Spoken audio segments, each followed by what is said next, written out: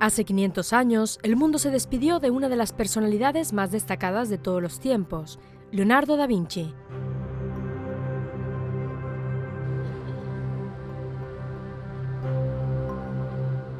Para homenajear a este gran hombre, los museos vaticanos prepararon una exposición de 3 meses de duración que ahora se encuentra en la columnata de la Plaza de San Pedro.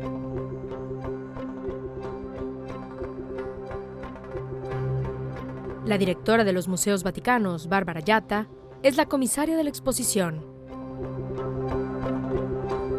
This is San Jerome in the wilderness. Este es San Jerónimo en el desierto, la única pintura de Leonardo da Vinci en la colección del Vaticano. Es el único cuadro que hay en Roma pintado por Leonardo. Es una de las escasas pinturas cuya autoría está comprobada, pues únicamente hay 3, 4 o 5 sobre las cuales los críticos de Leonardo siempre se han mostrado de acuerdo en cuanto a su autenticidad.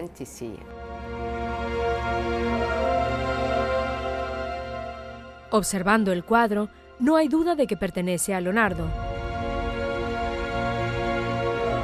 de que se dedicó por completo a la pintura de este lienzo,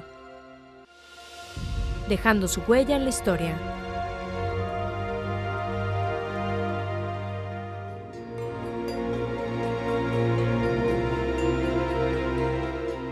There is not much about in terms of documents of this painting. No hay mucha documentación acerca de esta pintura, pero no hay duda de que la técnica es la técnica de Leonardo.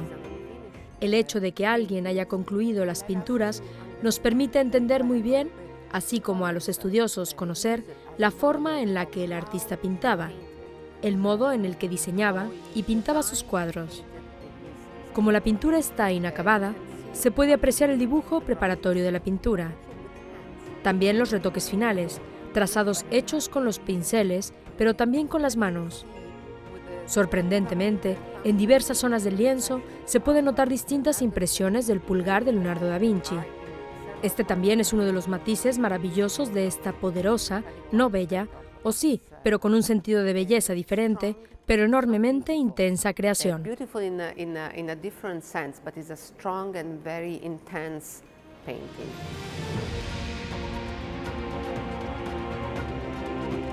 La exposición no solo conmemora a una gran artista, sino que también ofrece la oportunidad de aprender más sobre la obra y el hombre que hay detrás de ella.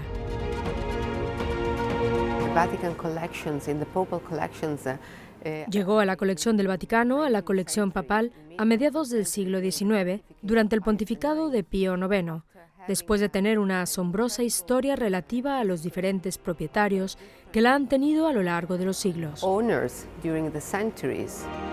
Los primeros registros escritos de la obra son muy recientes, de hace solo unos 200 años, cuando era propiedad de la pintora y coleccionista Angelica Kauffmann.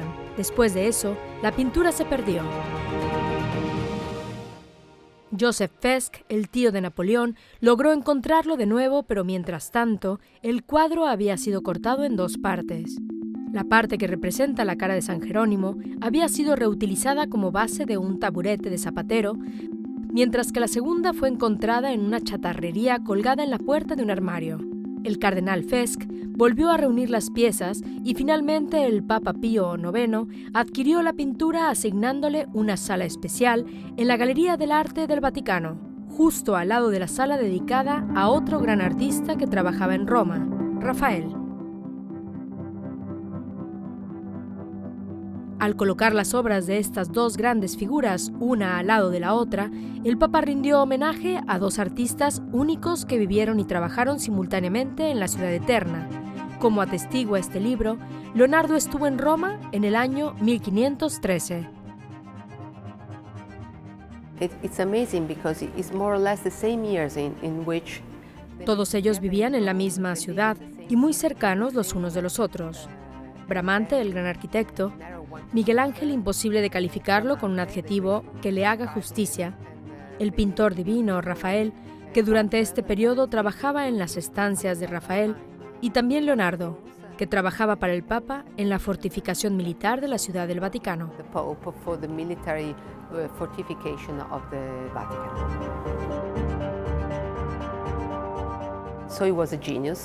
Fue un genio en muchos sentidos.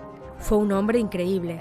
Y en su exposición queríamos también hacer notar su estancia aquí en Roma, pues tuvo ese periodo romano, viviendo en la Ciudad del Vaticano, viviendo de hecho en el mismo lugar en el que los museos vaticanos se encuentran hoy, en plena cima de la colina Belvedere.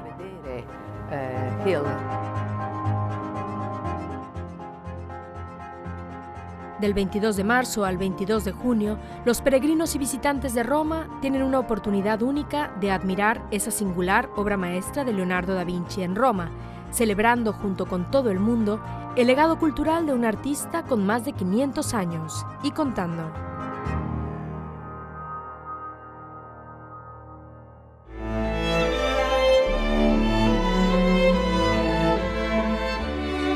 Después de la pausa, les contaremos el llamado que la Santa Sede realiza a las Naciones Unidas en Ginebra para que adopten una economía inclusiva.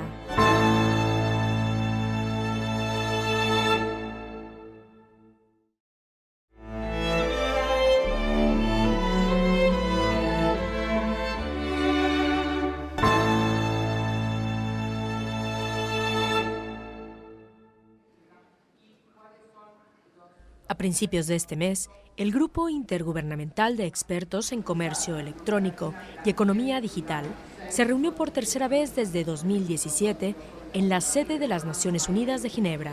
La delegación de la Santa Sede recordó que el comercio electrónico ofrece posibilidades excepcionales, pero que también genera muchas desigualdades. The e-commerce divide is significant. La brecha generada por el comercio electrónico es significativa. Mientras que el 60-80% de las personas en muchos países desarrollados ya compran online, la proporción equivalente en la mayoría de los países del mundo está por debajo del 3%.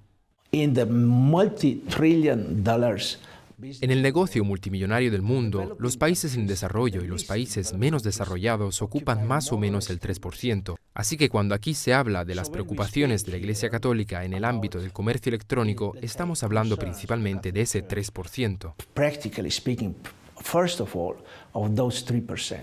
Evaluar el uso y el impacto generalizado de las nuevas tecnologías, en particular con respecto a la Agenda de Desarrollo de 2030, es un asunto relacionado con los mercados financieros y la economía, algo muy técnico y complejo. ¿Por qué la Iglesia Católica, la Santa Sede, está interesada en eso? Porque es una aspiración pura, una aspiración que siempre tenemos ya que procede del Evangelio. Es la aspiración a que, habiendo diferencias, y aún teniendo que haberlas, sean cada vez menores. Pero la realidad es que la brecha se amplía cada día, de modo que todo esto supone una gran preocupación. Es por eso que estamos, dentro de nuestras posibilidades, tan firmemente involucrados en estas conversaciones.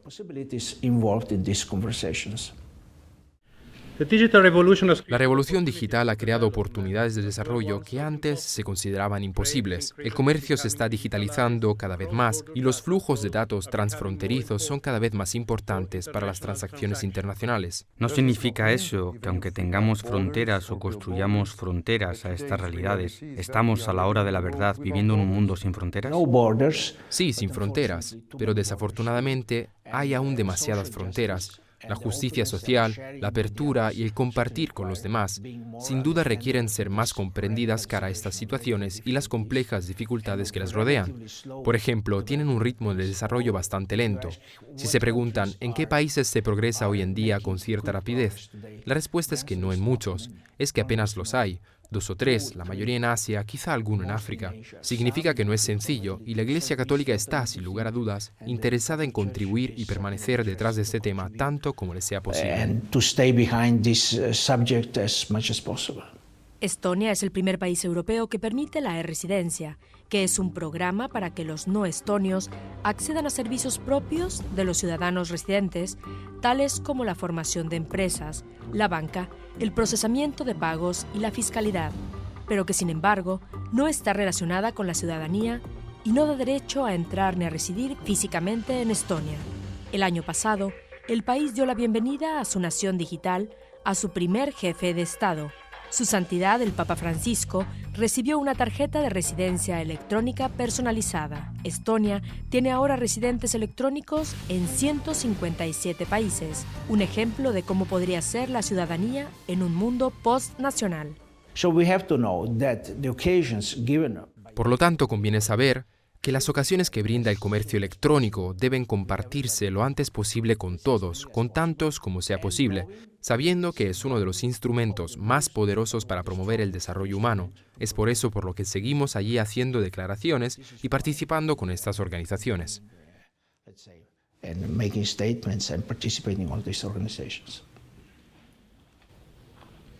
La Santa Sede expresó su esperanza para que el comercio electrónico adopte un modelo de economía inclusivo. Según el Papa Francisco, la Iglesia, madre y maestra, debe ser guía para lograr este modelo.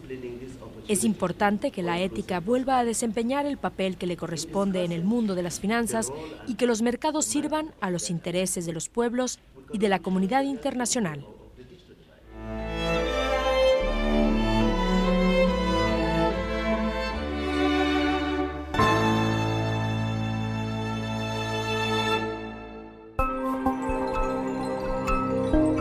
La Santa Sede no solo está a la vanguardia de las Naciones Unidas en Ginebra en la defensa de los derechos humanos, sino que también lidera el campo de la atención sanitaria infantil. El Hospital Vaticano Bambino Gesù tiene reconocimiento mundial y este año celebra el 150 aniversario de su fundación.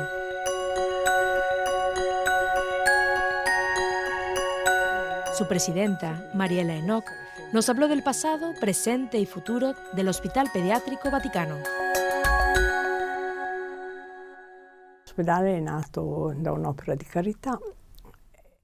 El hospital nació de un acto de caridad, porque no había hospitales pediátricos, es decir, lugares donde se atendiera a los niños independientemente de los adultos. Y por lo tanto, la familia Salviati pensó en hacer esta pequeña obra inicial con 4 estancias, donde se curaba a los niños que tenían una forma de tuberculosis muy rara, que no se podía curar, y sin embargo, allí se curaron. Luego el hospital se donó al Papa y por eso en Roma se dice que el Bambino Gesù es el hospital del Papa. En realidad fue donado al Papa. En los años siguientes, el hospital crece a las dimensiones actuales y en este momento es el policlínico pediátrico más grande europeo, con un reconocimiento científico muy importante y por lo tanto estos años lo han llevado siempre hacia un desarrollo, hacia un crecimiento, sin perder sus raíces, sin perder esta sensibilidad hacia las personas, hacia los niños y sus familias que son el centro de atención del hospital. Verso le persone, verso i bambini e le loro famiglie che sono il centro dell'attenzione dell'ospedale. Y ahora, ¿cuáles son los principales desafíos para el futuro? Los desafíos de futuro son continuar a dar el mejor servicio posible a los niños, invirtiendo muchísimo, como estamos haciendo, en la investigación científica, porque ante todo el niño o la familia piden ser curados y se necesita no abandonar esta lucha para poder curar cada vez mejor, descubriendo nuevas enfermedades. El Hospital Bambino Gesù tiene una particular especialización en la genética y en las enfermedades raras. El año pasado se ha dado nombre a diferentes enfermedades raras sin nombre, conocidas como enfermedades huérfanas. Hoy continúa siendo una gran realidad científica, donde los últimos descubrimientos han sido verdaderamente rompedores para toda la comunidad científica. Continúa esta aventura de trasplantes, pero el Hospital Bambino Gesù no es únicamente eso. Da también una atención muy fuerte a otras especialidades. Pensemos en todos los sectores de la neurología y de la psiquiatría, que hoy es uno de los problemas que golpean sobre todo a los adolescentes. En definitiva, no hay especialidad que no trate de vivir su excelencia. El hospital es un compito sanitario. El hospital tiene una misión sanitaria, pero también unas raíces evangélicas. ¿Cómo vive este espíritu? Direi che le cose non hanno nessuna contrapposizione. Diría que las cosas no tienen ninguna contraposición, porque cuidar a los enfermos, en el Evangelio mismo está el signo del cuidado, de la atención. ¿Y cómo se hace el cuidado más bien? Ciertamente, hay una gran atención en la relación a estar muy cercano a las familias, porque cuando se cuida a un niño, es necesario acordarse de que hay que cuidar a toda la familia, incluidos a los hermanos sanos. Dar una gran importancia a la relación entre personas, también un poco de empatía y ser siempre adherente, obviamente, a aquellos que son la semilla del Evangelio. Por ejemplo, también a los niños incurables, definidos en este momento como incurables, el hospital los cuida. Por lo tanto, está este cuidado a aquellos que, según la ciencia, en este momento no tienen posibilidad de curación. Los padres quieren estar cercanos, quieren continuar con esta lucha y nosotros estamos con ellos para continuarla.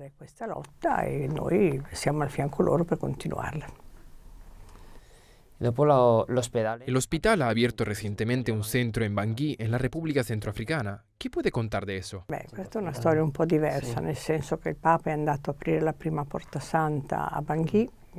Esta es una historia un poco diferente, en el sentido de que el Papa abrió la primera puerta santa en Bangui. Visitó en un tiempo brevísimo este centro pediátrico, este hospital pediátrico, y naturalmente las condiciones eran desastrosas. Y cuando regresó, me pidió que fuera a poner al día a este hospital. Me dio también los recursos, parte de los recursos económicos necesarios para hacerlo. Entonces iniciamos esta aventura de arreglar este hospital en la parte ya existente y haciendo una parte nueva para los niños malnutridos que estaban bajo las tiendas. El hospital es del gobierno, permanece en el gobierno. No hay nada que lo identifique con el Papa, en el sentido de que el Papa quiso que se hiciese esta obra. Lo hemos inaugurado el 2 de marzo. Por lo tanto, estamos muy contentos porque en 2 años hemos hecho todo este trabajo. Sono molto felice perché in 2 anni abbiamo fatto tutto questo lavoro. ¿Hay otros proyectos similares en otros países? No, gli altri progetti sono Los demás proyectos son todos de formación. Damos formación a médicos en Siria, en Jordania, en Camboya.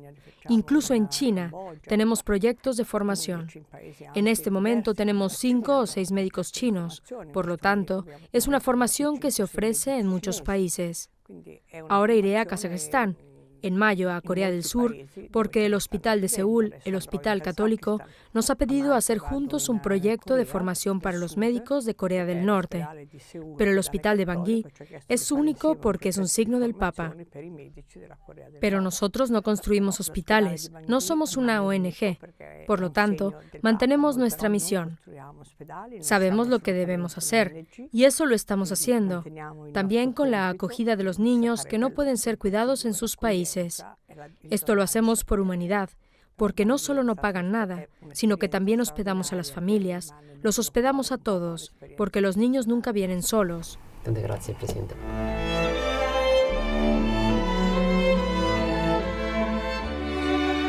Permanezcan con nosotros. Tras una breve pausa y por primera vez en 300 años, desvelaremos la escalera santa para ustedes.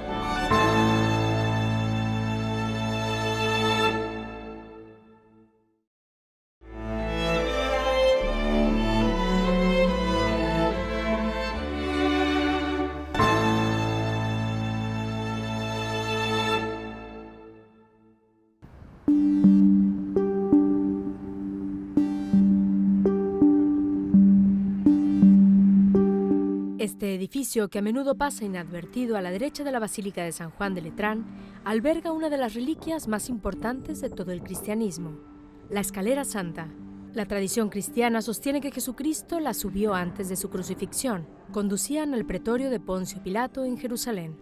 Pocos días antes de Pascua, las escaleras han sido destapadas por primera vez en 300 años.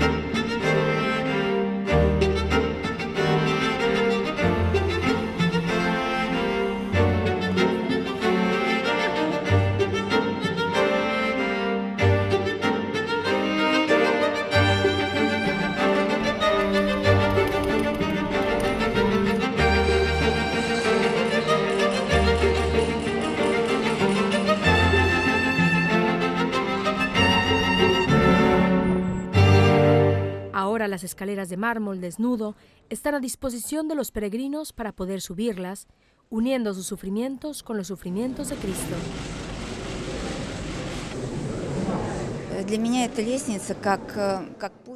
Para mí esta escalera es como un camino para la purificación espiritual a través del sufrimiento.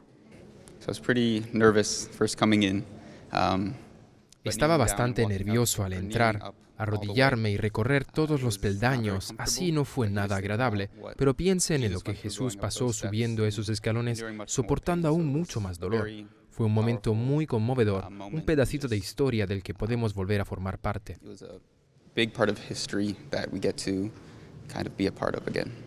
Ponerse uno mismo en esa situación es como ponerte en lugar del otro. Supongo que a otro nivel, pero es como pasar por esas experiencias de la misma manera. Los padres pasionistas están a cargo del santuario. Son los primeros testigos de la importancia de la reliquia para los peregrinos. È una scala che personalmente quando io proprio come vicerettore Yo personalmente como vicerrector permanezco aquí desde primera hora de la mañana hasta el anochecer y he tenido oportunidad de escuchar testimonios de personas que han vivido milagros. Una pareja que no podía tener hijos se confió al Señor y lo más hermoso es que ahora cada año vienen desde la India con los 2 niños y bajan las escaleras de rodillas con sus hijos en brazos. Con i bambini in braccio. El complejo lleva casi 30 años de restauración y la renovación de las tablas de madera de las escaleras ha sido el último paso. El jefe del equipo de restauración, Paolo Violini, fue el primero en presenciar el estado original de las escaleras. Sì, è stata una sorpresa per tutti noi vedere lo stato di conservazione di questi gradini. Ver el estado de conservación de estos escalones fue una sorpresa para todos nosotros, con ese desgaste central que excava un surco bastante notorio hasta el punto de que el espesor de algunos de ellos prácticamente desaparece, pero según avanzamos con la restauración de los escalones, nos dimos cuenta de que no era nada más que el fruto del desgaste provocado por los propios peregrinos que subían de rodillas y de que el surco central lo causaba la punta del calzado apoyado en el peldaño inmediatamente inferior, el cual servía de apoyo para ascender hasta el peldaño siguiente. Più basso serviva per darsi la spinta e salire sul gradino successivo. Según la tradición, las escaleras fueron traídas a Roma por Santa Elena en el siglo IV, pero no hay testimonios históricos de la autenticidad de las mismas. Se espera que los trabajos de restauración arrojen más luz sobre el tema. Certezze di questo genere è difficile darle in questa situazione. Es complicado tener evidencias ciertas sobre esta cuestión sin haber dado cada paso para poder determinar el tipo de mármol y clasificarlo, pero lo que a simple vista se puede ver, y siguiendo la opinión de los expertos, estos mármoles se clasifican en varios grupos que no son completamente homogéneos. Sí podemos afirmar que todos los mármoles provienen de Grecia o de Asia Menor. Ma sono tutti marmi che provengono dalla Grecia o dall'Asia Minore. Los trabajos de restauración han sido confiados a los museos vaticanos. Tras la restauración de la antigua capilla papal del Sancta Sanctorum en el año 2000, se inició un proyecto que restauraría todos los frescos y decoraciones de las salas que Sixto V construyó entre 1588 y 1590, comenzando por la capilla de San Silvestro. Patrons of the arts in the Vatican Museum stepped in 2012. Los mecenas de las artes de los museos vaticanos intervinieron en 2012 y adoptaron este proyecto. Fue necesario disponer de otros $3 millones, una suma muy considerable para los padres pasionistas, que son los guardianes del santuario. Es por ello que hemos estado trabajando duro desde el 2012 y ya estamos casi al final del proyecto. Somos 9 restauradores, llegamos a tiempo y esperamos que todo termine para la Pascua del 2020. Las escaleras van a permanecer en su estado original durante todo el periodo de Pascua hasta Pentecostés, cuando serán recubiertas de nuevo para proteger el mármol que se ha desgastado por causa de la fricción de millones de rodillas de peregrinos.